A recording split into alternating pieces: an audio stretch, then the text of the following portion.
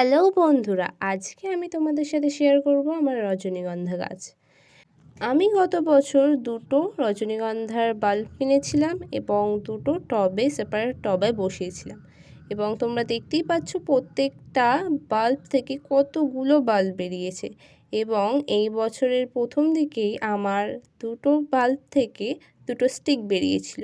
এই স্টিকগুলো কিন্তু অনেক দিন থাকে এবং স্টিক থেকে পুরো বাড়ি কিন্তু সুগন্ধে ভরে যায়।